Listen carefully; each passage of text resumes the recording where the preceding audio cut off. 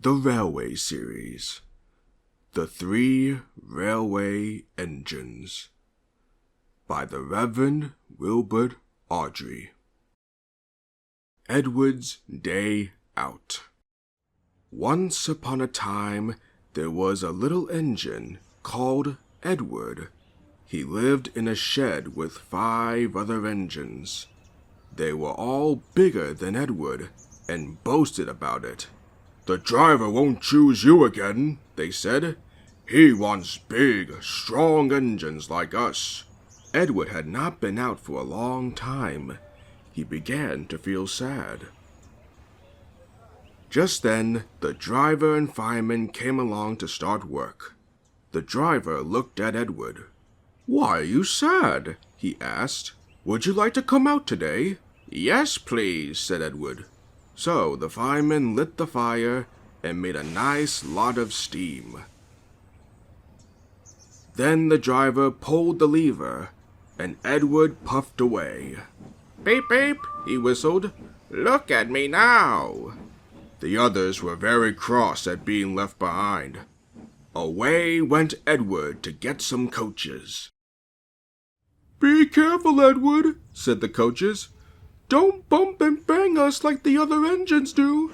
So Edward came up to the coaches very, very gently, and the shunter fastened the coupling. "Thank you, Edward," said the coaches. "That was kind. We are glad you are taking us today." Then they went to the station where the people were waiting. "Beep, beep," whistled Edward. "Get in quickly, please." So the people got in quickly, and Edward waited happily for the guard to blow his whistle and wave his green flag. He waited and waited. There was no whistle, no green flag. "Beep, beep, beep, beep, beep. Where is that guard?" Edward was getting anxious.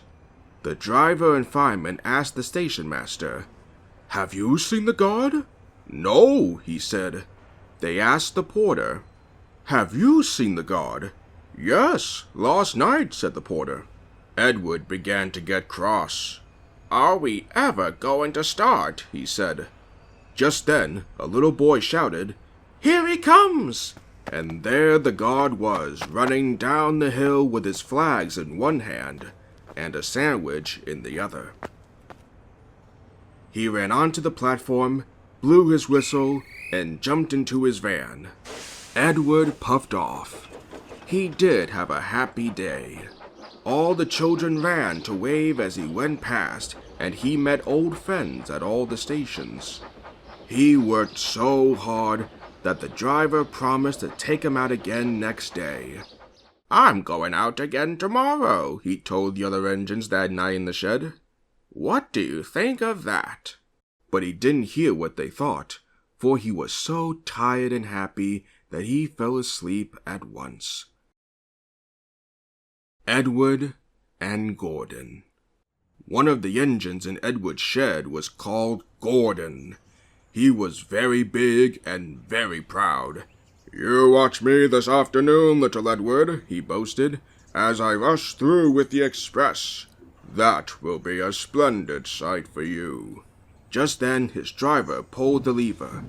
"Goodbye, little Edward," said Gordon as he puffed away. "Look out for me this afternoon." Edward went off too to do some shunting. Edward liked shunting. It was fun playing with trucks. He would come up quietly and give them a pull. "Ow, ow, ow, ow!" screamed the trucks. "Whatever is happening?" Then he would stop, and the silly trucks would go bump into each other. "Ow, ow, ow, ow!" they cried again.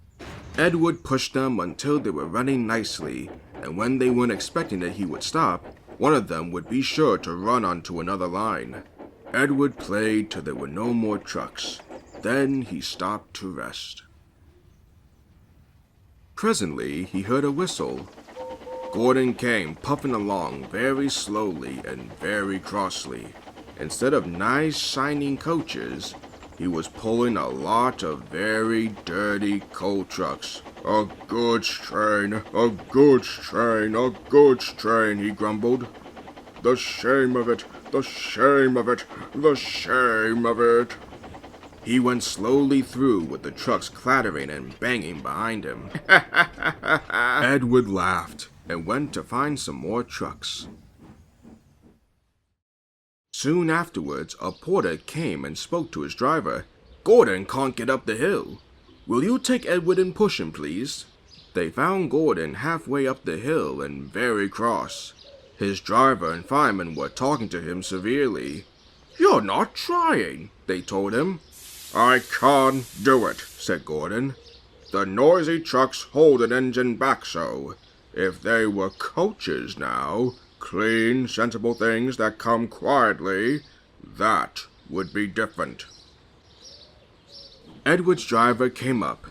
"We've come to push," he said. "No use at all," said Gordon. "You wait and see," said Edward's driver. They brought the train back to the bottom of the hill. Edward came up behind the brake van ready to push. "Beep, beep, I'm ready," said Edward. "Poop, poop, no good," grumbled Gordon. The guard blew his whistle, and they pulled and pushed as hard as they could. "I can't do it, I can't do it, I can't do it," puffed Gordon. "I will do it, I will do it, I will do it," puffed Edward. "I can't do it, I will do it, I can't do it, I will do it, I can't do it, I will do it," they puffed together. Edward pushed and puffed and puffed and pushed as hard as he ever could, and almost before he realized it, Gordon found himself at the top of the hill. "I've done it, I've done it, I've done it," he said proudly, and forgot all about Edward pushing behind. He didn't wait to say thank you, but ran on so fast that he passed 2 stations before his driver could make him stop. Edward had pushed so hard that when he got to the top, he was out of breath. Gordon ran on so fast that Edward was left behind. The guard waved and waved, but Edward couldn't catch up. He ran on to the next station, and there the driver and fireman said they were very pleased with him. The fireman gave him a nice long drink of water, and the driver said, "I'll get out my paint tomorrow and give you a beautiful new coat of blue with red stripes. Then you'll be the smartest engine in the shed." The Sad Story of Henry. Once an engine attached to a train was afraid of a few drops of rain. It went into a tunnel and squeaked through its funnel and never came out again. The engine's name was Henry. His driver and fireman argued with him, but he would not move. "The rain will spoil my lovely green paint and red stripes," he said. The guard blew his whistle till he had no more breath, and waved his flags till his arms ached. But Henry still stayed in the tunnel and blew steam at him. "I am not going to spoil my lovely green paint and red stripes for you," he said rudely. The passengers came and argued too, but Henry would not move. A fat director who was on the train told the guard to get a rope. "We will pull you out," he said. But Henry only blew steam at him and made him wet. They hooked the rope on and all pulled, except the fat director. "My doctor has forbidden me to pull," he said. They pulled and pulled and pulled, but still Henry stayed in the tunnel. Then they tried pushing from the other end. The fat director said, "1, 2, 3, push!" But he did not help. "My doctor has forbidden me to push," he said. They pushed and pushed and pushed, but still Henry stayed in the tunnel. At last another train came. The guard waved his red flag and stopped it. The 2 engine drivers, the 2 firemen, and the two guards went and argued with Henry. "Look, it has stopped raining," they said. "Yes, but it will begin again soon," said Henry. "And what would become of my green paint with red stripes then?" So they brought the other engine up, and it pushed and puffed and pushed as hard as ever it could. But still, Henry stayed in the tunnel. So they gave it up. They told Henry, "We shall leave you there for always and always and always." They took up the old rails, built a wall in front of him, and cut a new tunnel. Now Henry can't get out, and he watches the trains rushing through the new tunnel. He is very sad because no one will ever see his lovely green paint with red stripes again. But I think he deserved it. Don't you? Edward, Gordon, and Henry. Edward and Gordon often went through the tunnel where Henry was shut up. Edward would say, "Hey, babe, hello." And Gordon would say, "Oop, oop, oop, serves you right." Poor Henry had no steam to answer. His fire had gone out, soot and dirt from the tunnel roof had spoiled his lovely green paint and red stripes. He was cold and unhappy, and wanted to come out and pull trains too. Gordon always pulled the express. He was proud of being the only engine strong enough to do it. There were many heavy coaches, full of important people, like the fact director who had punished Henry. Gordon was seeing how fast he could go. "Hurry, hurry, hurry," he panted. "Chickadee-chook, chickadee-chook, chickadee-chook," said the coaches. Gordon could see Henry's tunnel in front. "In a minute," he thought, "I'll poop, poop, poop at Henry and rush through and out into the open again." Closer and closer he came. He was almost there when crack! Whoosh! He was in a cloud of steam and going slower and slower. His driver stopped the train. "What has happened to me?" asked Gordon. "I feel so weak." "You've burst your safety valve," said the driver. "You can't pull the train anymore." "Oh dear," said Gordon. "We were going so nicely too. Look at Henry laughing at me." Gordon made a face at Henry and blew smoke at him. Everybody got out and came to see Gordon. "Whew," said the fact director. "I never liked these big engines. Always going wrong. Send for another engine at once."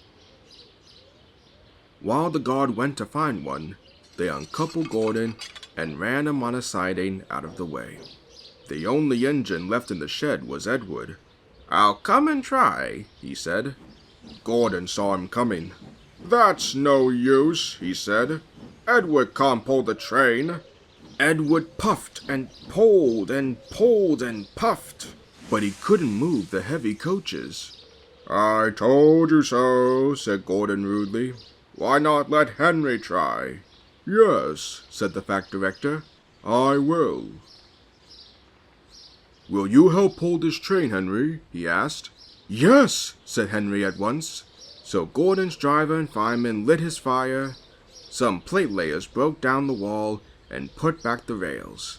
And when he had steamed up, Henry puffed out. He was dirty. His boiler was black, and he was covered with cobwebs. "Oh, I'm so stiff! Oh, I am so stiffed!" he groaned. "You better have a run to ease your joints and find a turntable," said the fact director kindly. Henry came back feeling better, and they put him in front. "Peep, peep," said Edward. "I'm ready." "Peep, peep, peep," said Henry. "So am I." "Pull hard, pull hard, pull hard," puffed Edward. "We'll do it, we'll do it, we'll do it," puffed Henry. "Pull hard, we'll do it. Pull hard, we'll do it. Pull hard, we'll do it," they puffed together. The heavy coaches jerked and began to move slowly at first, then faster and faster. "We've done it together! We've done it together! We've done it together, said Edward and Henry. You've done it, hooray! You've done it, hooray! You've done it, hooray! Sang the coaches. All the passengers were excited. The fact director leaned out of the window to wave at Edward and Henry, but the train was going so fast that his hat blew off into a field, where a goat ate it for his tea. Bah! They never stopped till they came to the big station at the end of the line. The passengers all got out and said, "Thank you," and the fact director promised Henry a new coat of paint. "Would you like blue and red?" "Yes, please," said Henry. "Then I'll be like Edward." Edward and Henry went home quietly, and on their way, they helped Gordon back to the shed. All three engines are now great friends. Wasn't Henry pleased when he had his new coat? He is very proud of it, as all good engines are. But he doesn't mind the rain now, because he knows that the best way to keep his paint nice is not to run into tunnels, but to ask his driver to rub him down when the day's work is over. The end.